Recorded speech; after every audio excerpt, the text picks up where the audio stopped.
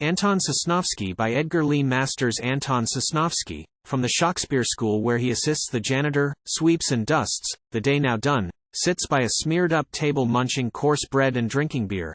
Before him the evening paper spread, held down or turned by claw-like hands, covered with shiny scars.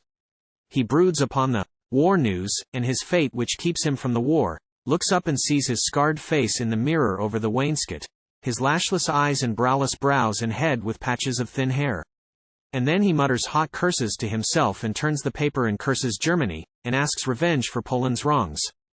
And what is this he sees? The picture of his ruin and his hate, Wert Rufus Fox. This leader of the bar is made the councillor of the city. Now the city takes gas, cars and telephones and runs them for the people. So this man grown rich through machinations against the people, who fought the people all his life. Before, a better, aider, thinker for the slickers, regraders and forestallers and engrossers, is now the friend, adviser of the city, which he so balked and thwarted, growing rich, feared, noted, bowed to for the very treason for which he is so hated, yet deferred to. And Anton looks upon the picture, reads about the great man's ancestry here printed, and all the great achievements of his life, once president of the Bar Association, and member of this club and of that club, contributor to charities and art, a founder of a library, a vestryman. And Anton looks upon the picture, trembles before the picture's eyes. They are the eyes of Innocent X, with cruelty and cunning added, eyes that see all things and bolder jaws that crush all things. The jaws that place themselves at front of drifts, are placed by that world irony which mocks the good, and gives the glory and the victory to strength and greed. Anton Sosnowski looks long at the picture, then at his own hands, and laughs maniacally as he takes the mug with both hands like a bird with frozen claws, these broken, burned-off hands which handle bread as they were wooden rakes. And in a mirror beside the table in the wall, smeared over with steam from red-hots, kraut and cookery, of smoking fats, fixed by the dust in blurs, and streaks, he sees his own face, horrible for scars and splotches as of leprosy. The eyes that have no lashes and no brows. The bullet head that has no hair, the ears burn off atop. So comes it to this Pole who sees beside the picture of the lawyer the clear-cut face of Eleanor Murray. Yes, she gave her spirit to the war, is dead, her life is being sifted now. But Fox lives for more honors, and by honors covers his days of evil. Thus Sosnowski broods, and lives again that moment of hell when fire burst like a geyser from a vat where gas had gathered in his ignorance, being sent to light a drying stove within the vat, a work not his, who was the engineer. The gas exploded as he struck the match, and like an insect fixed upon a pin and held before a flame, hands, face and body were burned and broken as his body shot up and against the brewery wall.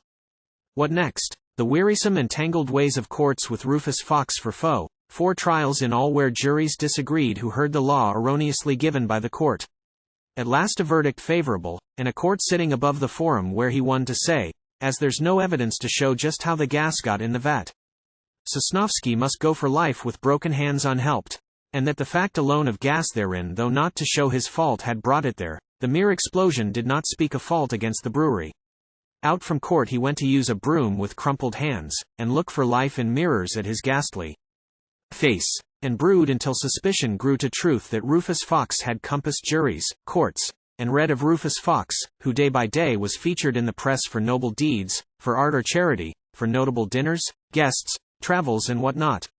So now the Pole reading of Eleanor Murray, cursed himself that he could brood and wait, for what, and grow more weak of will for brooding, while this woman had gone to war and served and ended it, yet he lived on, and could not go to war, saw only days of sweeping with these hands, and every day his face within the mirror, and every afternoon this glass of beer, and coarse bread, and these thoughts, and every day some story to arouse his sense of justice, how the generous give and pass on, and how the selfish live and gather honors.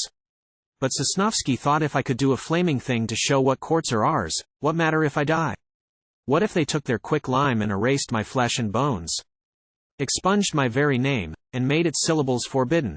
Still if I brought in a new day for the courts, have I not served? He thought. Sosnowski rose and to the bar, drank whiskey, then went out. That afternoon Elihu Rufus Fox came home to dress for a dinner to be given for English notables in town, to rest after a bath, and found himself alone, his wife at Red Cross work. And there alone, collarless, lounging, in a comfort chair, poring on Wordsworth's poems, all at once before he hears the door turned, rather feels a footfall and a presence, hears too soon a pistol shot, looks up and sees Sosnowski, who fires again, but misses. Grabs the man, disarms him, flings him down, and finding blood upon his shirt sleeve, sees his hand is hit, no other damage. Then the pistol takes, and covering Sosnowski, looks at him. And after several seconds gets the face which gradually comes forth from memories of many cases, knows the man at last. And studying Sosnowski, Rufus Fox divines what drove the fellow to this deed. And in these moments Rufus Fox beholds his life and work, and how he made the law a thing to use, how he had builded friendships in clubs and churches, courted politicians, and played with secret powers, and compromised causes and truths for power and capital to draw on as a lawyer, so to win favorable judgments when his skill was hired by those who wished to win, who had to win to keep the social order undisturbed and wealth where it was wrenched to. And Rufus Fox knew that this trembling wreck before him knew about this course of life at making law, and using those who sit to administer the law. And then he said, "Why did you do this?" And Sosnowski spoke. "I meant to kill you. Where's your right to live when millions have been killed to make the world a safer place for liberty? Where's your right to live and have more honors, be the man to guide the city, now that telephones, gas, railways have been taken by the city? I meant to kill you just to help the poor who go to court. For had I killed you here my story would be known, no matter if they buried me in lime, and made my name a word no man could speak. Now I have failed, and since you have the pistol, point it at me and kill me now, for if you tell the world you killed me in defense of self, the world will never doubt you, for the world believes you and will not doubt your word, whatever it is."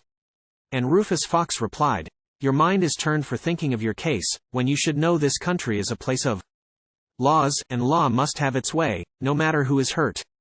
Now I must turn you over to the courts, and let you feel the hard hand of the law." Just then the wife of Rufus Fox came in, and saw her husband with his granite jaws, and lowering countenance, blood on his shirt, the pistol in his hand, the scarred Sosnowski, facing the lawyer. Seeing that her husband had no wound but a hand clipped of the skin, and learning what the story was, she saw it was no time to let Sosnowski's wrong come out to cloud the glory of her husband, now that in a new day he had come to stand with progress, fairer terms of life, to let the corpse of a dead day be brought beside the fresh and breathing life of brighter truth. Quickly she called the butler, gave him charge over Sosnowski, who was taken out, held in the kitchen, while the two conferred, the husband and the wife. To him she said, "They two alone now, I can see your plan to turn this fellow over to the law. It will not do, my dear, it will not do. For though I have been sharer in your life, partaker of its spoils and fruits, I see this man as just a ghost of a dead day of your past life, perhaps, in which I shared. But that dead life I would not resurrect in memory even, it has passed us by, you shall not live it more, no more shall I. The war has changed the world, the harvest coming will have its tares no doubt, but the old tares have been cut out and burned, wholly, I trust. And just to think you used that sharpened talent for getting money, place, in the old regime, to place you where today? Why, where you must use all your talents for the common good. A barter takes two parties, and the traffic whereby the giants of the air are gone. You are a giant rising on the wreck of programs and of plots, made riches for themselves and those they served, is gone as well. Since gradually no one is left to serve or have an interest but the state or city, the community which is all and should be all. So here you are at last despite yourself, changed not in mind perhaps, but changed in place, work, interest, taking pride too in the work, and speaking with your outer mind, at least praise for the day and work. I am at fault, and take no virtue to myself. I lived your life with you and coveted the things your labors brought me. All is changed for me. I would be poorer than this wretched Pole rather than go back to the day that's dead, or reassume the moods I lived them through. What can we do now to undo the past, those days of self-indulgence? Ostentation, false prestige, witless pride, that waste of time, money and spirit, haunted by ennui, insatiable emotion, thirst for change. At least we can do this. We can set up the race's progress and our country's glory as standards for our work each day, go on perhaps in ignorance, misguided faith, and let the end approve our poor attempts. Now to begin, I ask two things of you. If you or anyone who did your will wrong this poor Pole, make good the wrong at once. And for the sake of bigness let him go. For your own name's sake, let the fellow go. Do you so promise me? And Rufus Fox, who looked a thunder cloud of wrath and power before the mirror tying his white tie, all this time silent, only spoke these words, "Go tell the butler to keep guard on him and hold him till we come from dinner." The wife looked at the red-black face of Rufus Fox there in the mirror, which like Lau's mirror reflected what his mind was, then went out gently to her bidding, found Sosnowski laughing and talking with the second maid, watched over by the butler, quite himself, his pent-up anger half discharged, his grudge in part relieved. There was a garrulous ancient at Leroy who traced all evils to monopoly in land, all social cures to single tax. He tried to buttonhole the coroner and tell him what he thought of Eleanor Murray. But Merivale escaped, and then this man, consider Freeland named, got in a group and talked his mind out of the case, the land and what makes poverty and waste in lives.